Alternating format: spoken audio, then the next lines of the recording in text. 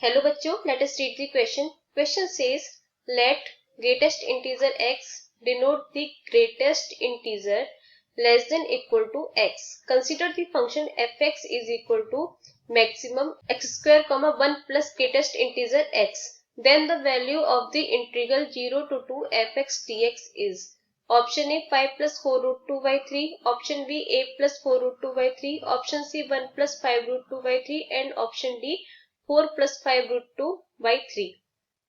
तो आइए सबसे पहले इसके लिए की कंसेप्ट को समझ लेते हैं।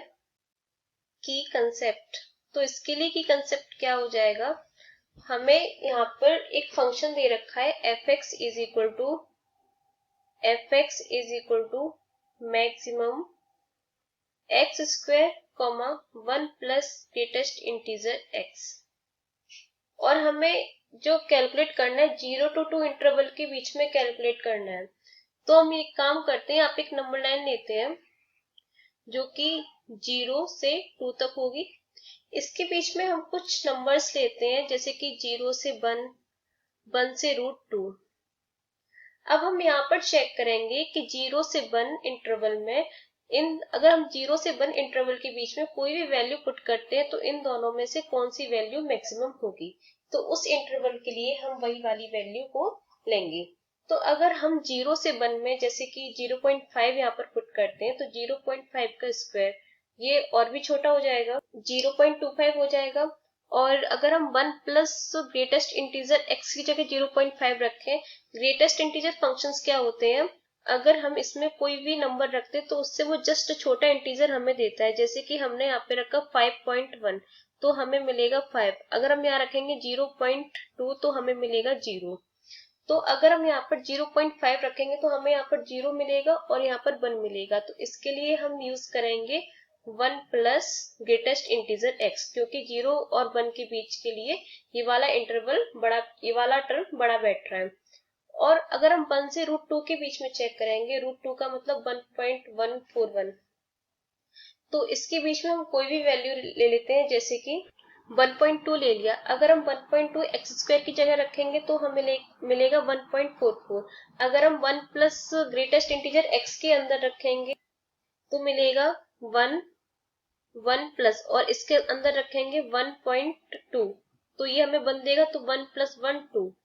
तो यहाँ पर भी 1 प्लस ग्रेटेस्ट इंटीजर x बड़ा होगा, क्योंकि यहाँ पर वैल्यू हमें 2 मिल रही है और यहाँ पर हमें 1.44 ही मिल रही है। अगर हम यहाँ पे √2 से लेके 2 के बीच में कोई भी वैल्यू चेक करें जैसे कि 1.6, तो हमें यहाँ पर अगर हम एक्स स्क्वायर की जगह रखेंगे तो हमें मिलेगी 2.56। और अगर हम 1 प्लस यहाँ पे रखेंगे 1.6 तो 1 प्लस 1 कितनी मिलेगी, 2 ही मिलेगी। तो यहाँ पर कौन सा बड़ा टर्म होगा, एक्स स्क्वायर। तो अब हम इस इंटीग्रेशन की वैल्यू कैलकुलेट करने के लिए इन इंटरवल्स को ब्रेक करेंगे और उन्हीं के अकॉर्डिंग वैल्यूज को पुट करेंगे।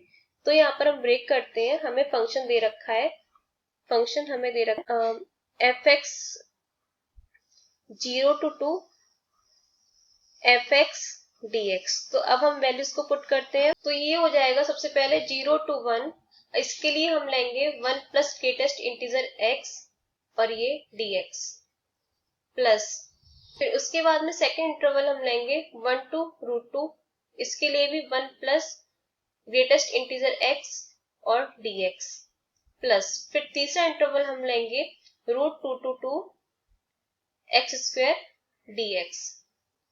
तो ये यहाँ पर हो जाएगा, अगर हम ग्रेटेस्ट इंटीजर x की जगह 0 से 1 के बीच की कोई भी वैल्यू रखें तो हमें 0 मिलेगा। तो कितना बचेगा, ये 0 to 1 और ये 1 dx प्लस 1 to √2।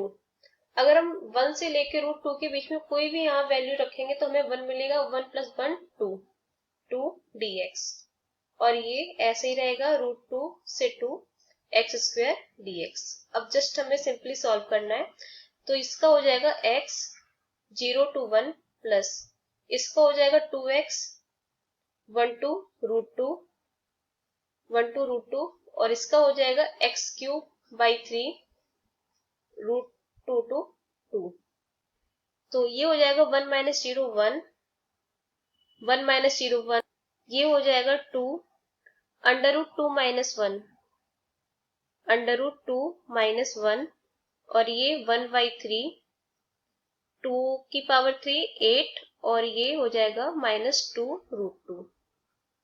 तो इसको सॉल्व कर लेते हैं और तो ये आ जाएगा 2√2 -2 और ये +1, ये वाला 1 इधर, एंड इसका अंदर मल्टीप्लाई कर देते हैं 1/3 का, तो 8 -2√2/3।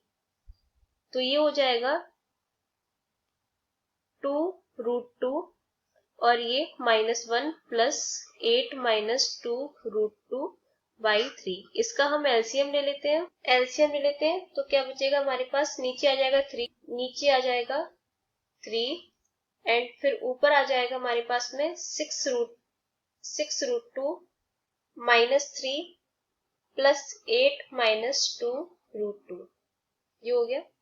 और ये हो जाएगा 5 प्लस 4√2/3। ये हमारा आंसर हो जाएगा। देखते हैं कौन सा ऑप्शन सही है। ऑप्शन ए सही है, इसका मतलब बाकी के ऑप्शन स्ट्रॉन्ग हो जाएंगे। तो हम यहाँ पर लिख सकते हो option A is correct. Option A is correct. Hope you understood it well. Best of luck.